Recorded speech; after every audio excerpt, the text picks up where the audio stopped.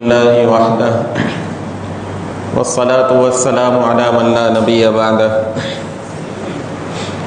اما بعد فاعوذ باللہ من الشیطان الرجیم بسم اللہ الرحمن الرحیم وَإِذِ ابْتَلَى إِبْرَاهِيمَ رَبُّهُ بِكَلِمَاتٍ فَأَتَمَّهُنَّ قَالَ إِنِّي جَاعِلُكَ لِلنَّاسِ إِمَامًا قال ومن ذریتی قال لا ينال عہد الظالمین صدق اللہ العظیم۔ بزرگوں اور دوستوں، ذوالحجہ کے یہ مبارک ایام چل رہے ہیں۔ ان دنوں میں جو ایک خاص عمل کیا جاتا ہے وہ قربانی کے نام سے ہم ان کو جانتے ہیں۔ قربانی اللہ کے نبی صلی اللہ تعالیٰ علیہ وسلم نے ہمارے روحانی باپ حضرت ابراہیم کی سنت قرار دیا ہے، اور قربانی کرنا ان دنوں کے اندر بڑا عظیم عمل، بڑا فضیلت والا عمل، بلکہ جن لوگوں کے اوپر قربانی واجب ہے وہ قربانی نہ کرے تو ان کے بارے میں اللہ کے نبی صلی اللہ تعالیٰ علیہ وسلم نے بڑی سخت وعید ارشاد فرمائی، فلا یقربن مصلانا، کہ جن لوگوں پر قربانی کرنا ضروری ہے، قربانی کی استطاعت کے باوجود قربانی نہیں کرتے، وہ ہمارے عیدگاہ کے قریب بھی نہ آئے۔ تو اس میں یہ ایک بہت بڑا عمل قربانی کا جو ہے وہ ہے، قربانی ہم کرتے ہیں جانوروں کی، اور اللہ نے اس پر ثواب بھی بہت زیادہ رکھا ہے کہ ہر بال کے بدلے میں ایک نیکی، اور قربانی کے جانور کا خون زمین پر پڑے اس سے پہلے قربانی کرنے والے کی مغفرت کر دی جاتی ہے۔ واقعتاً یہ ایک بڑے ثواب اور فضیلت کا کام ہے، اور ان دنوں کے اندر اللہ کو یہ عمل بہت زیادہ پسند ہے۔ قربانی کے دنوں کے اندر فضیلت اس کی اتنی ہے کہ آدمی پر قربانی اگر اس کے ذمے نہ ہو تو بھی آدمی کو کرنا چاہیے۔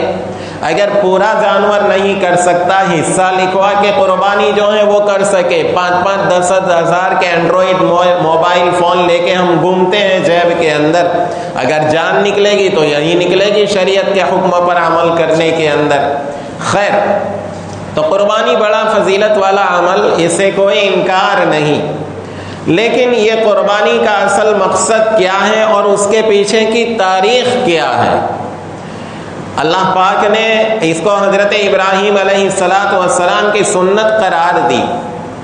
یہ نہیں کہ اس سے پہلے اللہ کے نام پر جانور ذبح کرنے کا اور نبیوں کے اندر کوئی طرز نہیں تھا۔ وَلِكُلِّ أُمَّةٍ جَعَلْنَا مَنْسَكًا هُمْ نَاسِكُوهُ لِكُلِّ أُمَّةٍ جَعَلْنَا مَنْسَكًا لِيَذْكُرُوا اسْمَ اللَّهِ عَلَى مَا رَزَقَهُمْ مِنْ بَهِيمَةِ الْأَنْعَامِ۔ ہر امت کے اندر یہ بات رہی ہے، اللہ کے نام پر جانوروں کی قربانی دینا۔ اب ہمارا خاص طور پر اس کا تعلق حضرت ابراہیم علیہ السلام سے جو بتایا جاتا ہے اس کے پیچھے ایک تاریخ ہے، اور حضرت ابراہیم علیہ السلام کے ساتھ خصوصی تعلق کے ذریعے یہاں پر ایک بڑا سبق دینا ہے اطاعت و فرما برداری کا، کہ اللہ کی کامل اطاعت، دین و شریعت کے سامنے مکمل اطاعت و فرما برداری کا اظہار، اور اپنی رائے، اپنے قیاس اور اپنی خواہش کا شریعت کے مقابلے میں اس کی کوئی حیثیت نہ ہونا، بلکہ اپنی خواہش اور اپنی رائے کے مقابلے میں شریعت کی رائے کو اور اللہ کے حکم کو ترجیح دینا۔ قرآن کریم کے اندر اللہ پاک حضرت ابراہیم علیہ السلام کے بارے میں ایک واقعہ ذکر کرتے ہیں۔ یہاں پر میں نے جو آیت پڑھی، اذ ابتلی ابراہیم ربہ بکلمات فاتمہن، کہ اللہ تعالیٰ نے حضرت ابراہیم علیہ السلام کو چند باتوں میں، چند کلمات سے آزمایا۔ فاتمہن، حضرت ابراہیم علیہ السلام نے ان کو پورا کر دکھایا۔ ابتلا ابراہیم ربہ، حضرت ابراہیم علیہ السلام کی اللہ پاک نے آزمائش لی، امتحان لیا۔ اب ظاہر ہے کہ امتحان تو جانچ پڑتال کے لیے ہوتا ہے، اللہ پاک کو سب کی کیپیسٹی، سب کی دلوں کی، جذبات کی، عقیدوں کی، سب کی خبر ہے۔ پھر حضرت ابراہیم کا امتحان لینے کا کیا مطلب؟ امتحان لینے کا مطلب یہاں اذ ابتلا ابراہیم ربہ، کہ ان کے رب نے ان کا امتحان لیا۔ رب کہتے ہیں تربیت کرنے والے کو کہ کسی چیز کو شروع سے لے کر کمال تک پہنچائے۔ تو گیا یہ امتحان جانچ پڑتال کے لیے نہیں تھا۔ حضرت ابراہیم علیہ السلام کو مختلف مراحل، مختلف ادوار، مختلف مشکلات، مختلف آزمائشوں سے گزار کر ان کو بلند درجے تک اور کمال تک پہنچانا تھا۔ تو اللہ نے آزمائش اور امتحان لیا تو اس کا مقصد یہ ہے بکلمات، چند باتوں کے اندر، چند باتوں کے ذریعے امتحان لیا۔ اس کی تفسیر میں علماء کے مختلف اقوال ہیں کہ وہ کون سی باتیں تھیں۔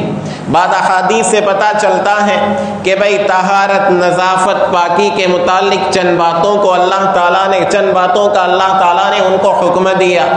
حضرت عبداللہ ابن عباس رضی اللہ تعالیٰ عنہما فرماتے ہیں کہ حضرت ابراہیم علیہ السلام کا جو اللہ نے امتحان لیا وہ قرآن کریم کی 3 سورتوں کے وہ 30 احکام اور وہ 30 ہدایتیں اور وہ 30 قسم کی اوصاف ہیں کہ جو ان 3 آیتوں کے اندر بیان کیے گئے ہیں۔ حضرت ابراہیم علیہ السلام نے ان سارے اوصاف کو اپنا کر اور اللہ کی ان ساری کے ساری باتوں پر عمل کر کے حضرت ابراہیم علیہ السلام نے دکھلایا۔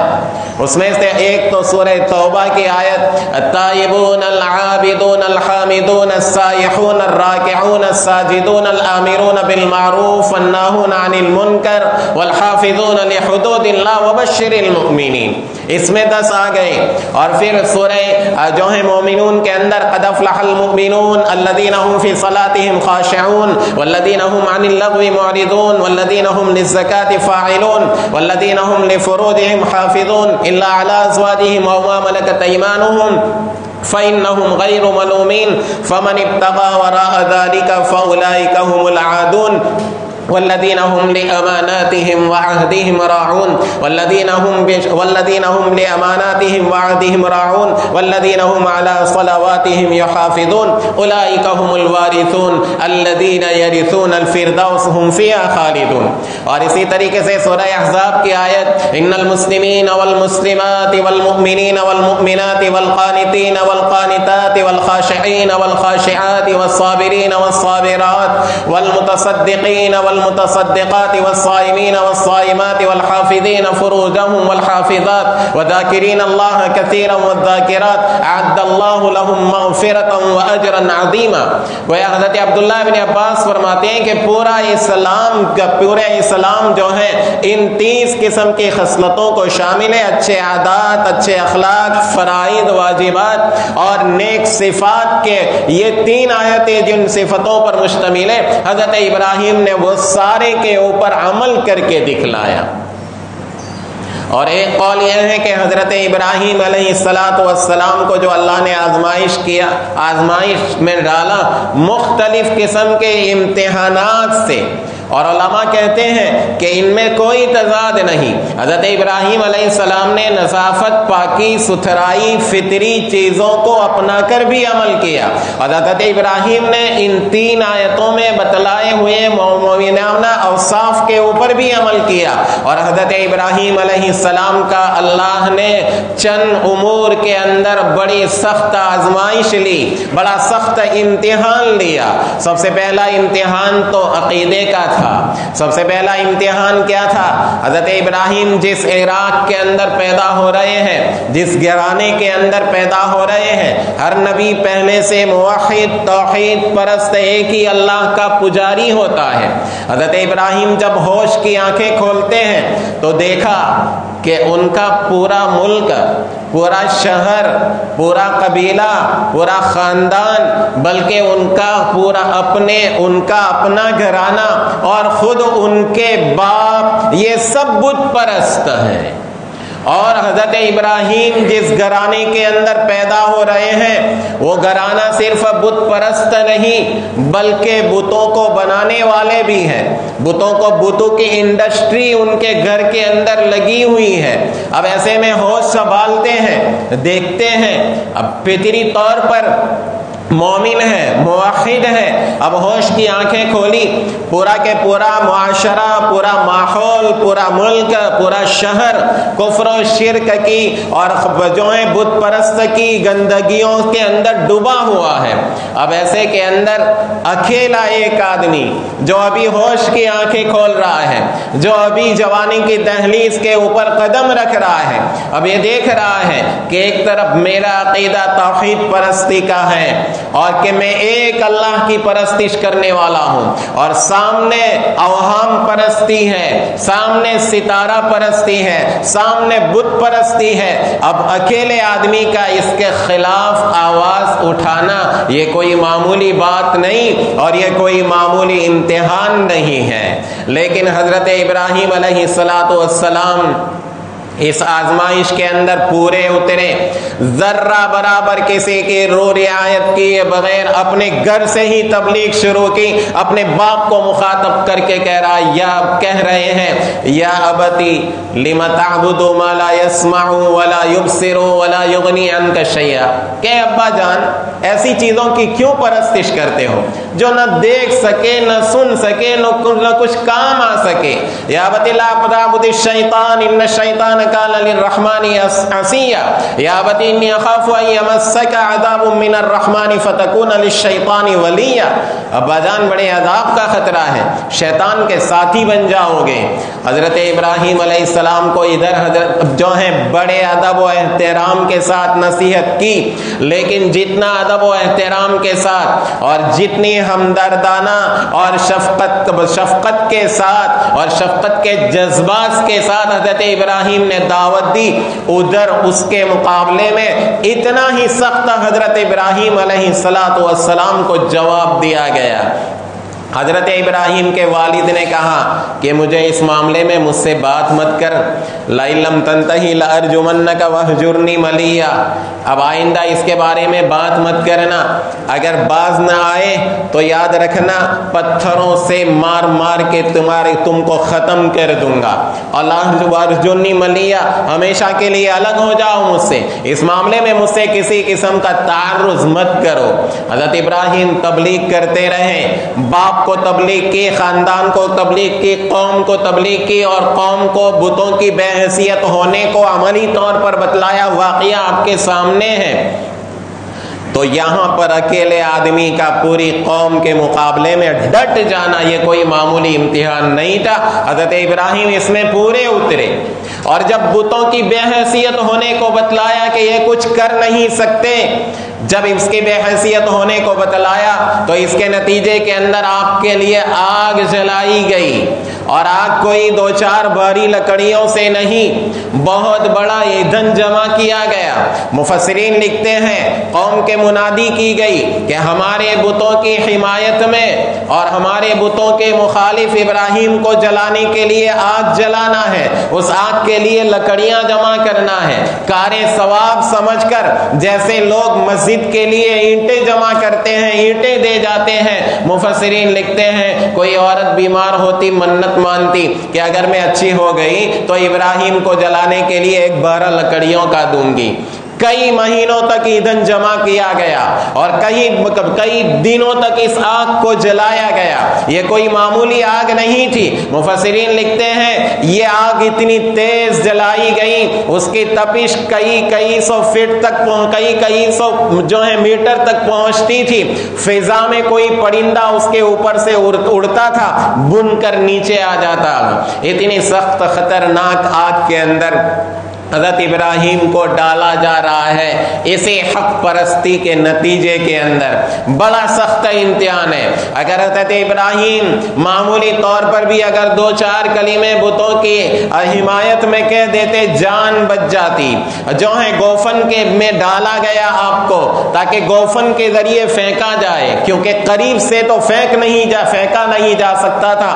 آگ بڑی خطرناک تھی, پھینکنے کے لیے رکھا گیا. حضرت جبرائیل آ رہے ہیں, کوئی مدد کی ضرورت ہے. حضرت ابراہیم نے پوچھا کہ میرے رب کو پتا ہے نا؟ کہا ہاں. کہا کہ تب تو مجھے آپ کی مدد کی کوئی ضرورت نہیں. یہ بڑا سخت امتحان تھا, لیکن اس موقع کے اوپر حضرت ابراہیم کے قدم ذرہ برابر ڈگمگائے نہیں, اور گوفن کے ذریعے آگ میں پھینکا گیا, اور ادھر نصرت الہی آئی. قلنا یا نار کونی بردا وسلاما علی ابراہیم, کہ اے آگ ٹھنڈی اور سلامتی والی ہو جائے ابراہیم علیہ السلام پر. حضرت ابراہیم کئی مدت تک اس میں رہے, آگ نے آپ کے بال کو بھی جلایا نہیں, پوری سلامتی کے ساتھ باہر نکلے. اب یہاں یہ معجزہ دیکھنے کے بعد بھی قوم پر کوئی اثر نہیں ہوا. فآمن لہ لوط, بس اگر کوئی آپ پر ایمان لایا, آپ کے بانجے حضرت لوط علیہ السلام ایمان لے آئے, اللہ کی طرف سے حکم ہوا یہاں سے ہجرت کر جاؤ. عراق سے ملک شام کی طرف ہجرت کا حکم دیا جاتا ہے. وطن کا چھوڑنا کوئی معمولی بات نہیں ہوتی ہے, بے سر و سامانی کی حالت میں. آج کل کی طرح کوئی اسباب تو مہیا تھے نہیں, اس جو ہے بغیر اسباب کے وطن کو چھوڑنا. ملک شام کی طرف جا رہے ہیں, ملک شام میں پڑاؤ ڈالنے کا حکم دیا گیا. آپ کے ساتھ جو ہے آپ کی بیوی ہے, آپ کے بیٹے ہیں. اب یہ مختصر سا قافلہ ابھی فروکش ہوا ہے ملک شام کے اندر, کہ کچھ دنوں میں پھر اس ملک کو بھی چھوڑنے کا حکم دیا جا رہا ہے. یہ ایک اور امتحان سر پہ آ کے کھڑا ہو گیا. حضرت جبرائیل براق لے کر آئے کہ اللہ کا حکم ہے یہاں سے اور جگہ ہجرت کرنا ہے. براق کے اوپر یہ مختصر سا, یہ پاک باز اور یہ پاکیزہ جو ہے وہ کنبہ جا رہا ہے ملک شام سے حجاز کی طرف. درمیان میں جہاں کہیں بھی کوئی ایسی جگہ آتی ہے جو سرسبز و شاداب ہو, حضرت ابراہیم پوچھتے ہیں یہاں اترنا ہے؟ حضرت جبرائیل کہتے ہیں نہیں, یہاں نہیں. اور آگے جا کے حجاز میں اس جگہ لا اتارا بواد غیر ذی زرع, کہ جہاں پر جو ہے زندگی کا اسباب کا نام و نشان نہیں, جہاں نہ گھاس ہے, نہ درخت ہے, نہ پانی کی کوئی ہے, نہ وہاں کوئی بستہ ہے, لیکن وہاں اللہ کا گھر پہلے سے آباد تھا. اور حضرت نوح علیہ السلام کے قوم پر جب طوفان آیا اس وقت اس کو اٹھا لیا گیا تھا, بنیادیں اس کی چھپ گئی تھی, ڈکی ہوئی تھی. اس کے قریب لا کر اس مقدس قافلے کو حضرت جبرائیل نے اتارا. وہاں کچھ اب ظاہر ہے ایسی جگہ کے اوپر گئے, کچھ تھوڑا سا توشہ ہے, کچھ تھوڑا سا پانی ہے, وہاں لے کر جو ہیں وہ گئے. ابھی کچھ رہ رہے ہیں یہاں پر, کچھ دن ہوئے ہیں, پھر ایک اور امتحان سر پہ آ کے کھڑا ہو گیا. حضرت جبرائیل حکم الہی کو لے کر آئے کہ اللہ کا حکم ہے اپنی بیوی کو, بیٹے کو یہاں چھوڑیے اور آپ ملک شام کی طرف ہجرت کر جائیے, ملک شام چلے جائے. اس اللہ کے خلیل نے اور اس اللہ کے فرما بردار بندے نے حضرت ابراہیم کا حکم ملتے ہی, حضرت اللہ کا حکم ملتے ہی, حضرت جبرائیل کے حکم دیتے ہی فوراً ملک شام کی طرف رخ کر دیا. اتنی دیر بھی گوارا نہیں کی کہ اپنی زوجہ کو کہے کہ مجھے اللہ کا حکم ملا ہے. حضرت ہاجرہ آپ کے پیچھے آ رہی ہے, یہ جا رہے ہیں, کہاں جا رہے ہو؟ کہاں اس بے آب و گیاہ میدان میں ہمیں چھوڑ کر کہاں جا رہے ہو؟ وہ بندی بھی اللہ کی بندی تھی, نیک بندی تھی, جس سے ایک بڑی تاریخ کو جو ہے وہ کیا ہے جنم دینا تھا. انہوں نے پوچھا کیا اللہ کا حکم ہے؟ کہا کہ ہاں اللہ کا حکم ہے. تو اس وقت انہوں نے کہا اذن لن یضیعنا اللہ, کہ اگر اللہ کا حکم ہے تو اللہ ہمیں ضائع نہیں کرے گا. یہ ایک اور امتحان سے گزارا گیا.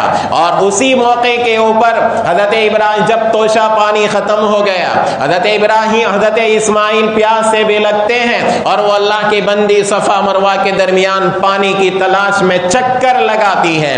یہ دین کے خاطر ان کے شوہر یہاں چھوڑ کر چلے گئے, دین کے خاطر انہوں نے یہ غربت اور مسافرانہ زندگی کو برداشت کیا. اللہ کو ان کی یہ ادا پسند آئی کہ قیامت تک آنے والے حج اور عمرہ کرنے والے کے لیے یہ لازم کر دیا گیا کہ میری اس پاکیزہ بندی کی جب تک نقل نہ اتارے وہاں تک نہ تیرا حج مکمل نہ تیرا عمرہ مکمل۔ تو یہ امتحانات سے گزارا گیا۔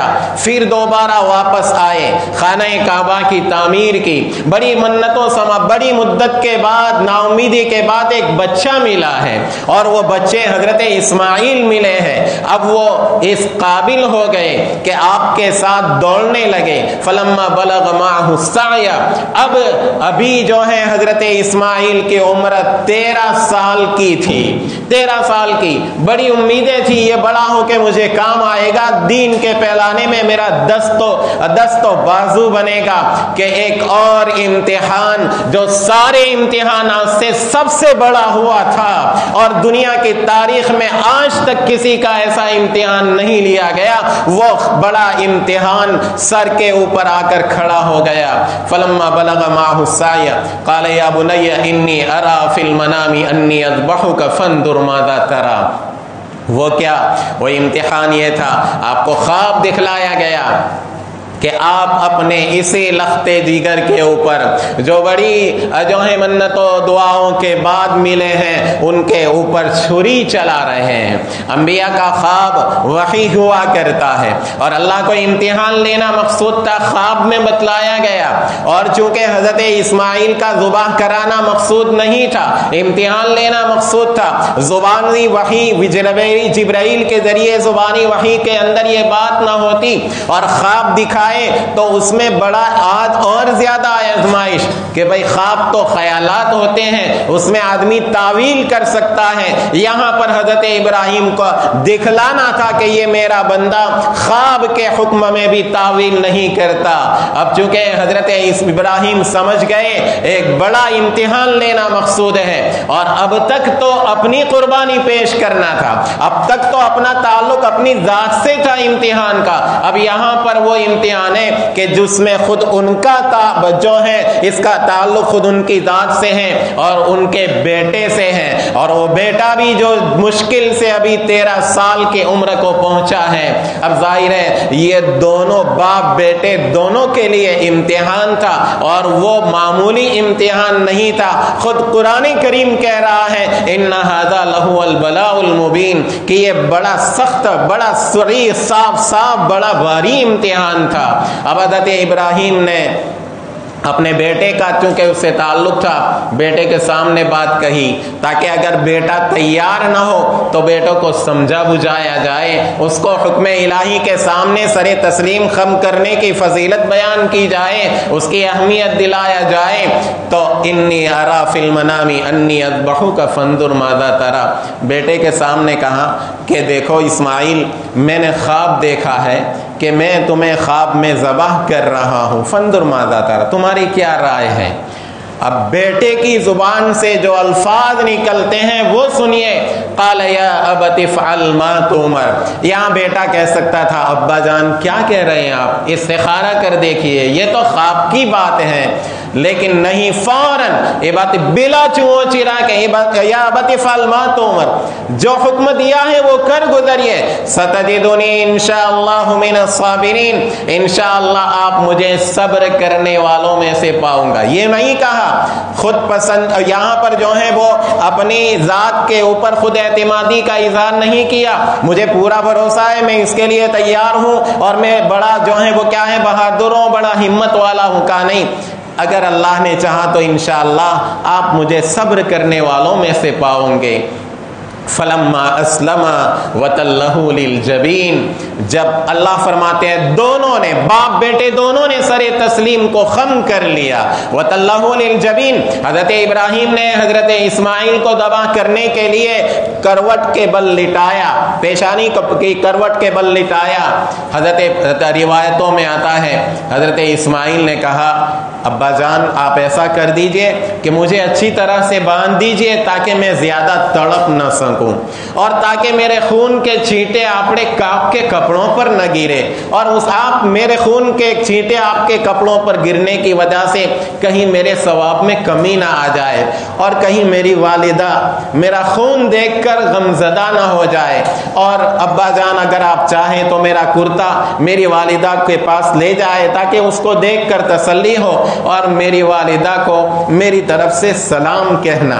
ابھی اکلوتا بیٹا لختے جگر 13 سال کی عمر کا ایک باپ کے سامنے جب یہ کہہ رہا ہوگا، باپ کے اوپر کیا گزر رہی ہوگی۔